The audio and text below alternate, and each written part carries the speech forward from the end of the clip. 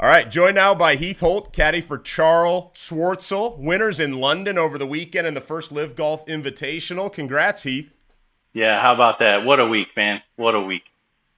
Well, yeah, I mean, what was it like to be a part of history, caddying that win on Saturday?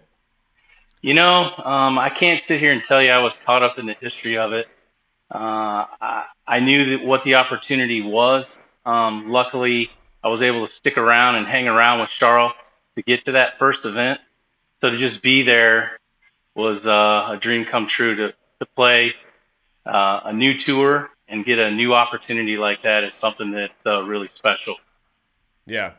Well, you've been looping for a long time, and you got a nice opportunity with them starting up at Bay Hill. And then a little over a month later, you're at the Masters with a past champ. And then you find yourself in this event a few months later than that. I mean, what's this year been like for you? I started out actually caddying on the Champs Tour for Cameron Beckman. Did a little bit of work for Vaughn Taylor, a good friend of mine. Vaughn's let me work for him throughout the past few years. Unfortunately, he got hurt at the end of last year, couldn't continue. So when the opportunity, actually, Skip Kendall gave me a call. I worked for Skip for 9 years. He was my first bag on tour, and I had 9 straight years with him. And he said, "Hey, I may have something for you." I've worked with Charl a little bit on his putting, and Skip is actually a Clear Golf representative. It's a golf ball company, and a friend of his is a good friend of Charles, and he's like, "Hey, we're looking for a caddy. What do you think?" And my name got thrown in the hat, and I was given a 3 tournament opportunity. Started at Bay Hill, continued on to the Players, and then actually on to Tampa. So I called it trial by water instead of trial by fire. Probably not the most ideal courses to debut with somebody. And we crashed and burned pretty good. We missed all 3 cuts. And I thought for sure that I was just going to get a handshake and say thank you for your time. But Charl gave me another shot, and we got started at Augusta. And before you know it, there we are in the last group on a Saturday with Scotty Scheffler. So really, really strange feeling. And just a quick story on that. Charl looked at me and said, "When's the last time you were at Augusta caddying?" And I said, 2010.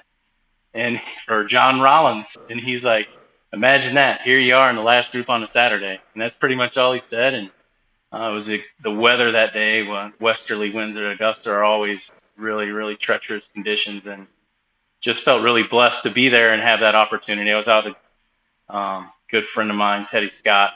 Actually went on to win, so it was a really cool week, and that sort of jump started Charles' year, to be honest with you.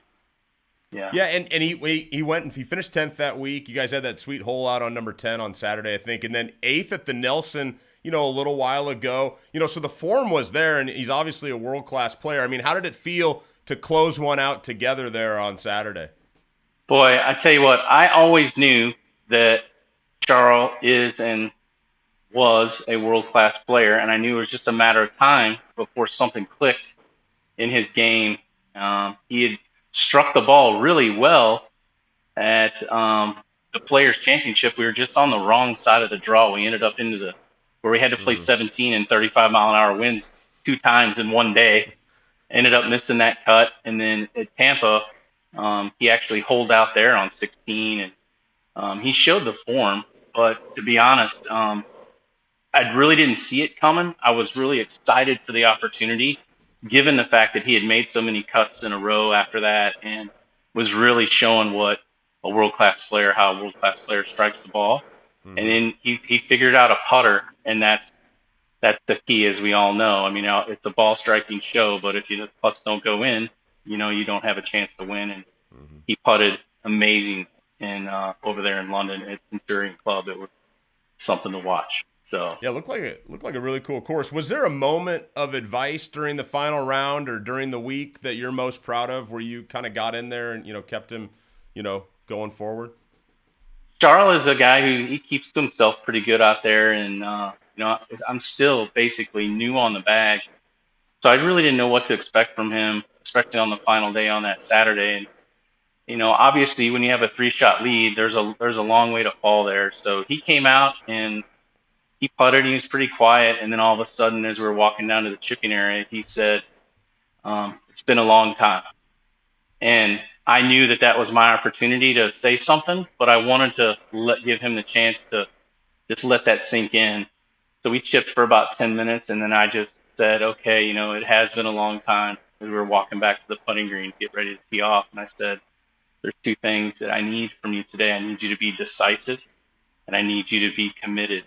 Because we were playing in conditions that were pretty tough. I don't know what it came across on YouTube there, but it was very gusty. The wind would switch around, and there was areas in that golf course where it swirled quite a bit. So we all know that it's a mental game, and for him to be able to be as decisive as he was, we had one little hiccup on there on the 12th hole, but pretty much he hit a lot of really good committed shots, and he was very decisive in his game plan, and that really helps when you're under that kind of pressure.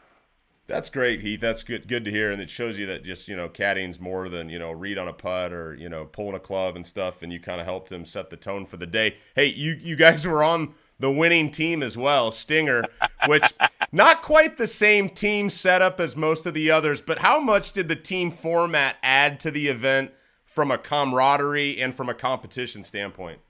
I did hang out with Zach, and I hung out with Dutchie, who was caddying for Brandon Grace. Zach caddies for his name is Henny Duplessis.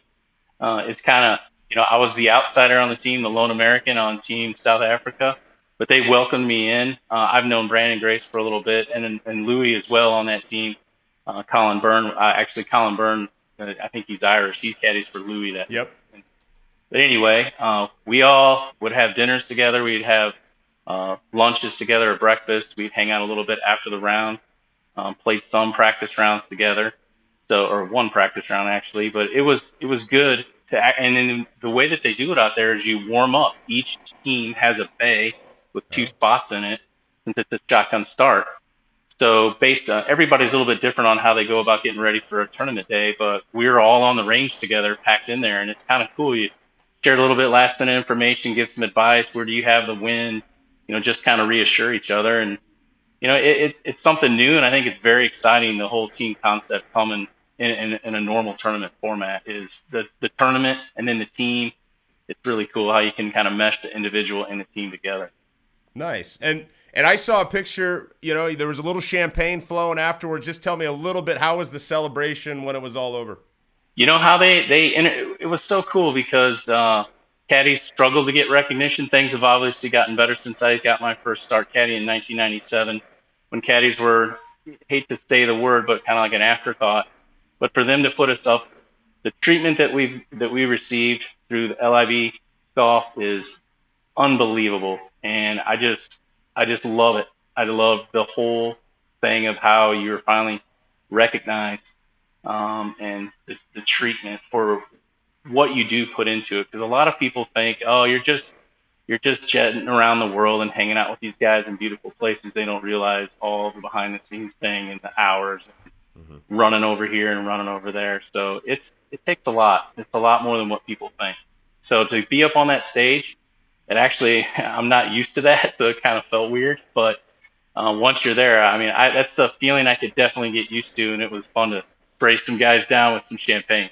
So it's like, just like feeling our St. Louis Cardinals have had in the past, being up there with that World Series trophy. Well, we're used to them winning. That's true. That's hey, right. Well, Heath, thanks again for the time, and congrats again. You bet. Good to be with you.